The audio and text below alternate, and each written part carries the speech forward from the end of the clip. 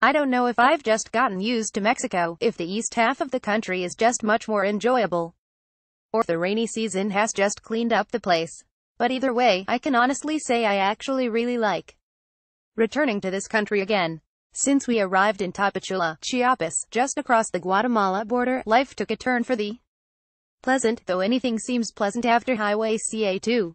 We spent our first day back in Mexico sweeping along the fast, smooth toll roads of Chiapas, still surrounded by lush rainforest and a heat made more workable by the constant cloud cover of the season.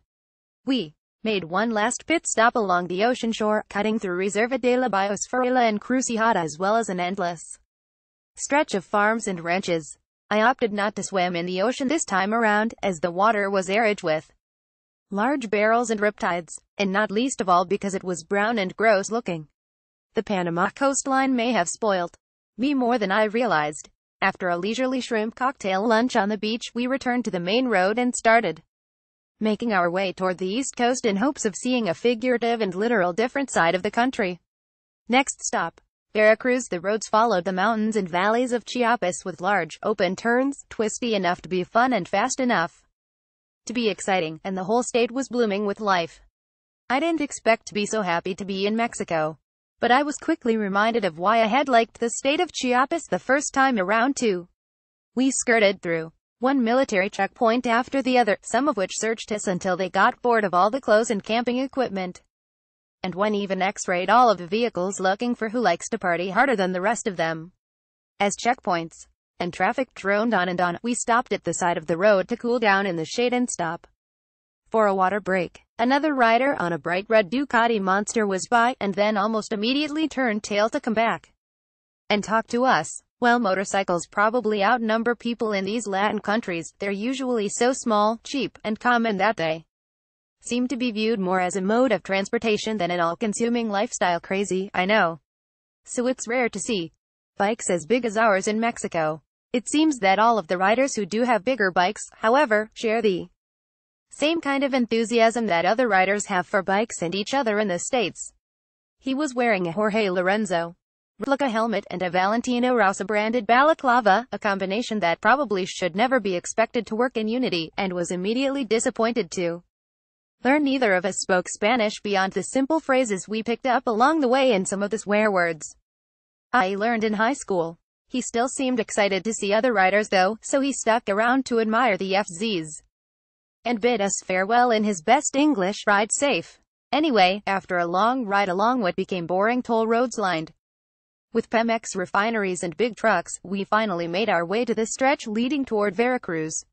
With about 30 kilometers to go, Hollywood coasted to the side of the road, hot, exhausted, and with a chain that seemed to be spinning in place on its front sprocket. We had replaced the rear in Panama, but it turned out the front sprocket needed a little more urgent attention than expected. He tried to limp it a little farther, but being so close to town, I figured now was as good a time as any to get my money's worth on that overpriced Mexican insurance I bought before we left.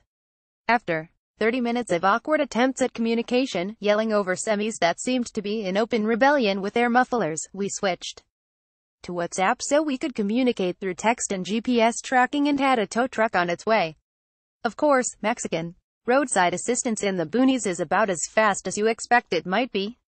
We chilled under an overpass for about 2 hours, hanging out with the kind of disturbingly large red ants that nightmares are made of, and a slightly less large herd of escaped goats. Having tied down bikes many times while hauling my way out to the racetrack and back over the years, I struggled not to cringe as the tow truck driver haphazardly wrapped his straps around the handlebars and seat of Hollywood's FZ1. As I put all my gear on, I also struggled not to be jealous as Hollywood got to hop into an air-conditioned cab. I'm not really sure if the fz-07's reliability was really a win today or not.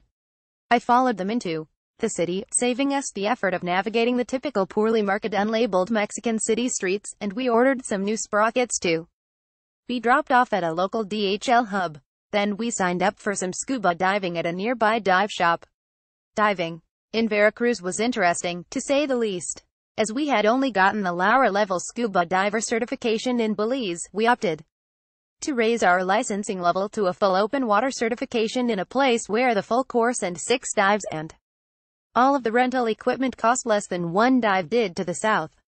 Of course, for your savings, you also had the disadvantage of learning from people who spoke almost no English with equipment that was at a few notches above passable, and all of your practice had to be done in a 15-foot deep section of the open ocean instead of a pool. But this is an adventure, damn it.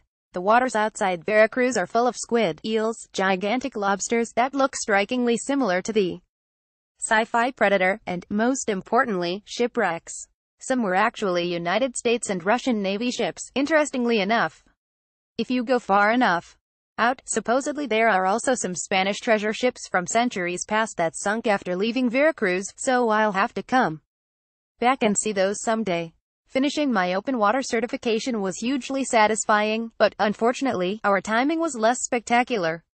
As we went to pick up our parts the next day, the winds were howling something fierce, and the sea was in mortal combat with itself. Apparently a huge hurricane had been brewing off the coast, first tearing through the Yucatan, with Veracruz directly in its path. I've already ridden outside a tornado, so I think it's reasonable to buckle down and not feel like I've lost all of my toughness points, right?